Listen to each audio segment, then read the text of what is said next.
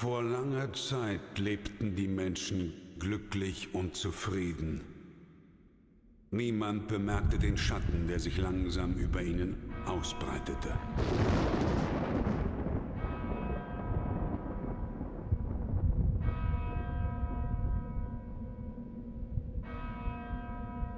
Die Dunkelheit trübte ihre Sinne und das Böse fraß sich tief in ihre Seelen. Vom Wahnsinn getrieben schmiedeten sie einen Pakt mit dem Teufel.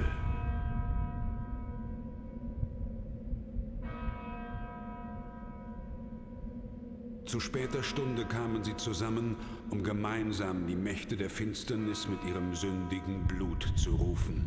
Sie zu erlösen von ihrer sterblichen Existenz, den Anbeginn einer neuen Welt vor Augen.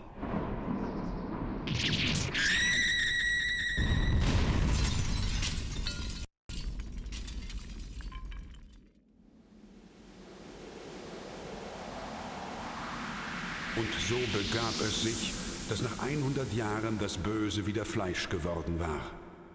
Als unsterbliches Geschöpf der Nacht kann es die Gestalt des Wolfs, der Fledermaus oder des Nebels annehmen. Es labt sich am Blut der Menschen. Dracula, der Fürst der Finsternis, Herr des Teufelsschlosses, ist auferstanden.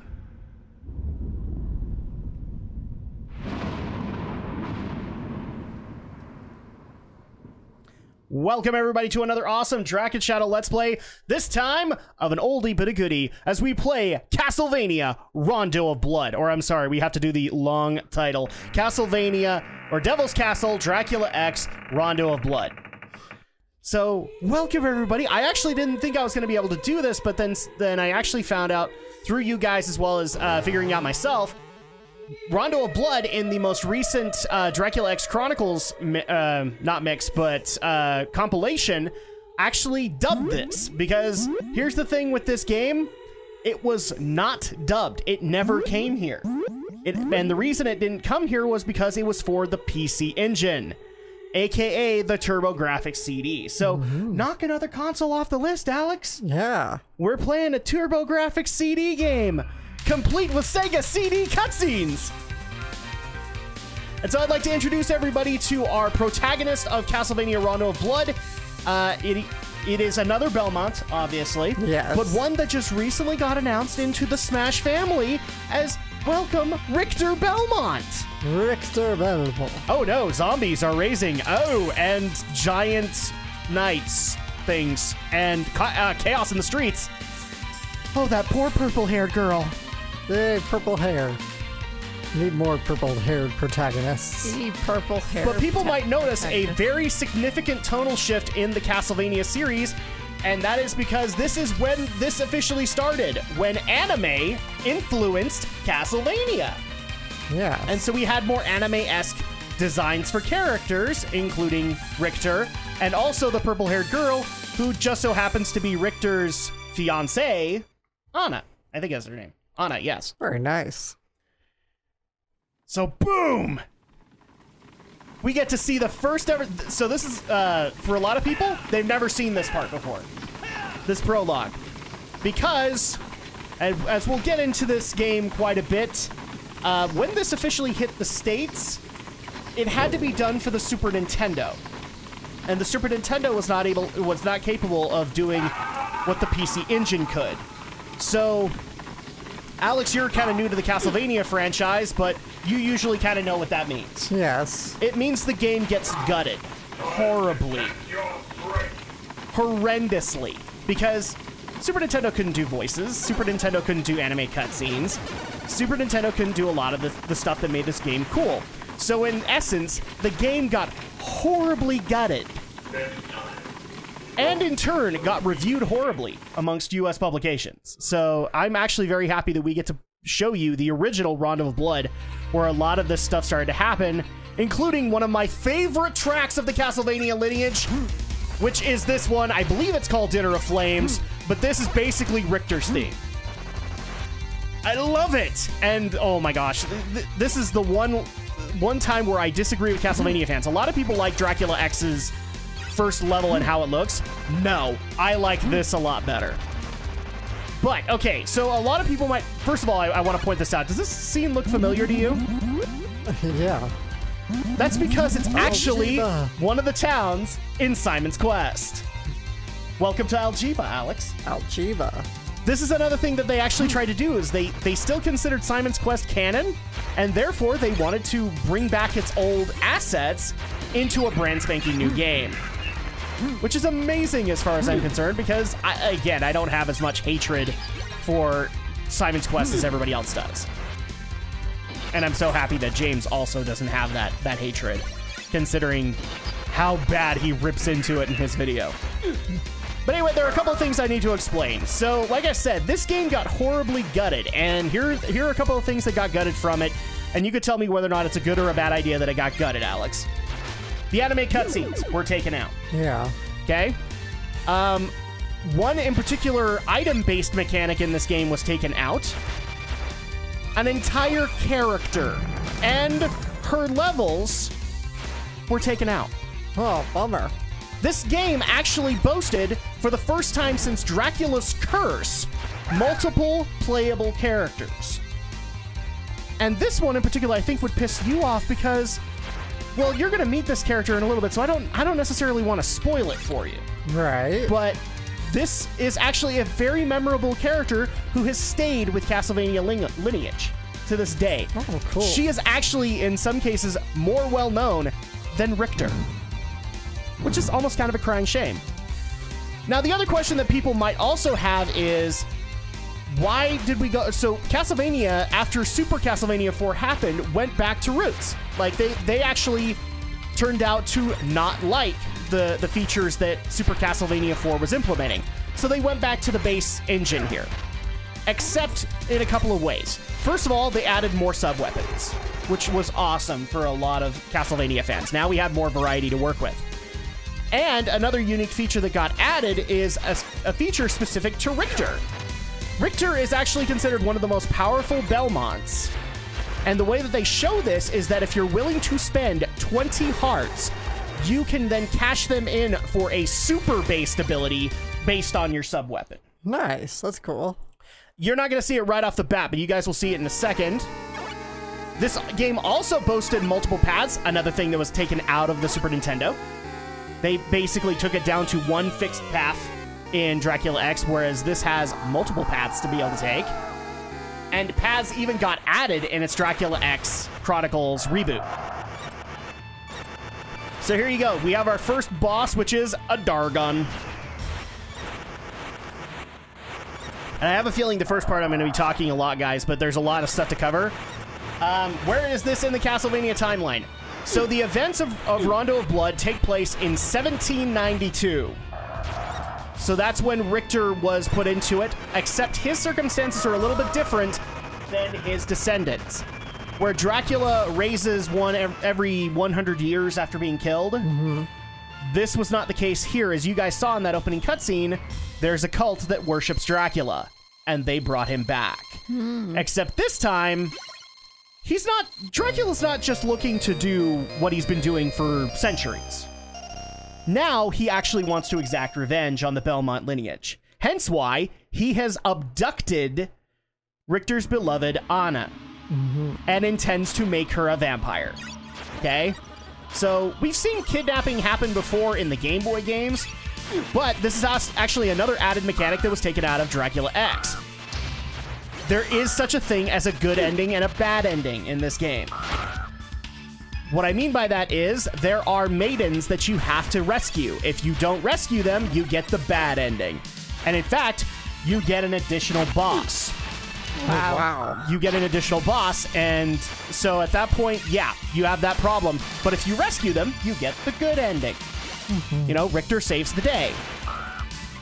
And it just so happens that rescuing maidens is crucial in this, as the second character that I was talking about, she's one of the ones you rescue. Cool. So at that point, crap. No! You can't show blood! Yeah, they've been showing blood ever since Bloodlines, people. I don't know why I have to explain this to you guys, but that's a thing. Now, another thing that you might want to take note of, Alex, is this is actually one of the first games where my boy, Koji Igarashi, was the main director on a Castlevania game. Now, for those who don't necessarily know who he is, he's basically considered one half of the fathers of Metroidvania. In fact, he is considered the father that keeps the franchise, or keeps the genre running, at least as far as AAA standards are concerned.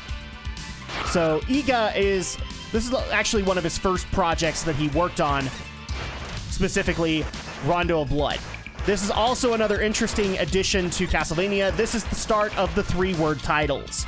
Yeah. Because from here on in, you get Rondo of Blood, Symphony of the Night, Circle of the Moon, Harmony of Dissonance, Aria of Sorrow. Instead of Castlevania 4, 5, 6, 7, 8, 9, 10, you get 3-word titles. So really cool. And part of me just doesn't want to talk because I love this rendition of Vampire Killer. Oh my gosh, the music, Alex, is flooding me. I have to sing. I have to pull an Alex here. I have to sing.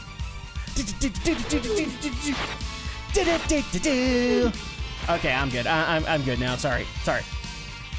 Alex is giving me that look of compose yourself, man. Compose yourself. Pull yourself together, Jim. Pull yourself together, man. Whap. I can't, man. It's Castlevania. And so people also might be a little confused. We did technically say that we were going to be taking on Dracula X Chronicles. One of the reasons we're taking on Rondo is, again, I didn't necessarily know that I knew that the Rondo game was in Dracula X Chronicles. I didn't know it had been translated. Because, again, Rondo never made it to the States. The TurboGrafx CD version that we got, still Japanese. Nice. Still, I mean, aside from score and hearts and everything like that, but it's still Japanese. So all of its cutscenes were in Japanese. And I'm like, I don't want to send that because there's no subtitles, so Alex won't know what's happening. And thankfully, because of you guys, as well as playing it myself, I found out that yes, in fact, we got translations. And we have English voice actors for the cutscenes, and oh crap! Demon Bull from Hell! Whoa, yeah, that's big. This is kind of the start also into we're actually gonna go down the Gothic path turn for Castlevania. Because, yeah, oh look at that, big Demon Bull from Hell. Now technically in the Super Nintendo version, this guy comes up a lot. But in this one, I think he only comes up a few times. Now, you'll actually see one of the new sub-weapons in my inventory right now. This is how you rescue the maidens. If you lose this key, you can't rescue them. That sucks. So, the key is only good for one thing, using it on the door where the person is held. And just take a look at that, Alex. That's a nasty-looking model. Yeah. This is another reason why, yeah, they had to edit this down, because there's no way that would have gotten the ever-so-vaunted Nintendo seal of approval. Bloodlines wouldn't have gotten that seal of approval. Thankfully, it was on Sega's console. Thank you, Sega, by the way, for inspiring this darker turn in Castlevania. And people keep on saying that I don't think Sega ever did anything good. Hey, it made Castlevania what it needed to be. So here's one of the doors. You unlock it, and oh, look, oh, what's going on here? It's time for us to rescue our second character. Yay. Oh, look at her. Peach, a little girl. It's a little like Peach. What was that? She looks a little like Peach. Little bit. Give it a second. You're gonna have a couple of other flashbacks too. Oh my gosh, she really looks like Peach. Who are you, mister? A good guy? Damn those lip flaps. I am Richter Belmont, vampire hunter. And you are? I'm not telling. You gotta guess. Oh my gosh. My name's Maria Renard.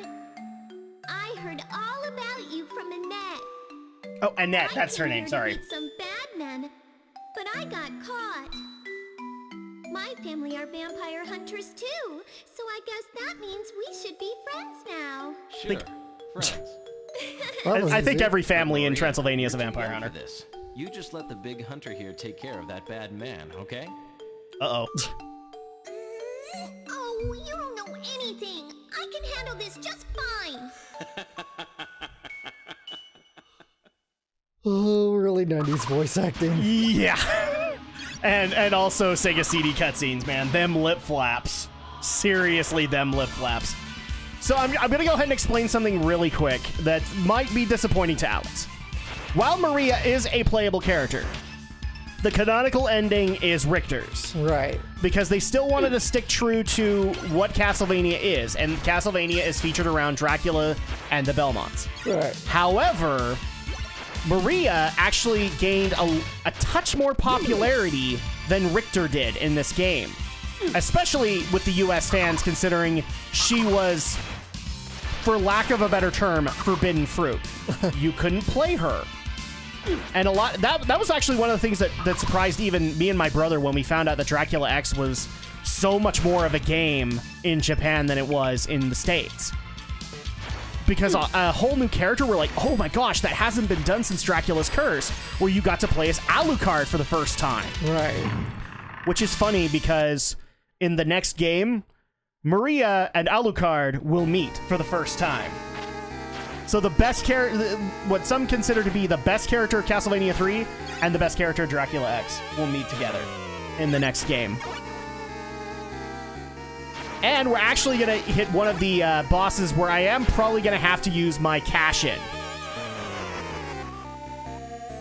And I also should probably mention this, but you guys will see it a little bit more next part.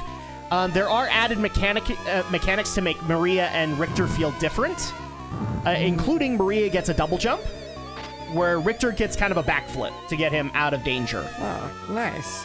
And here comes a new boss. Now, you guys didn't get to see this with the dragon boss, but another added feature of Rondo of Blood for bosses is suicide attacks. When you beat them, they get one last shot at you. And that last shot can technically kill you at like 3/4 health. If you're not careful. Oh, crap.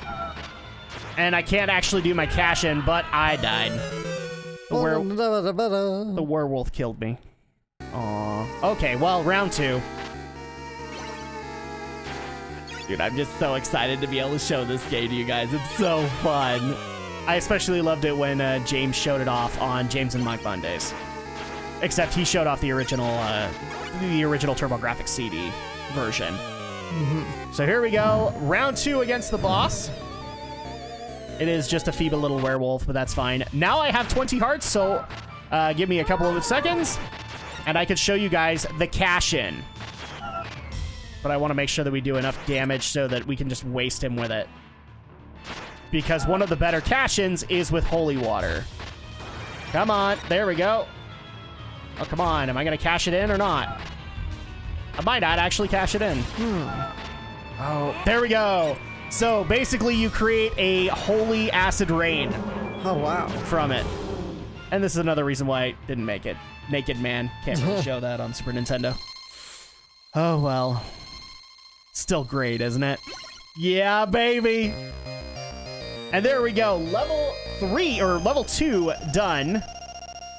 And that's actually going to go ahead and do it for this week. So when we come back next week, we will tackle... We actually have to go backwards a little bit as we take on the first 2 levels again with Maria. With Maria. We'll see you guys then.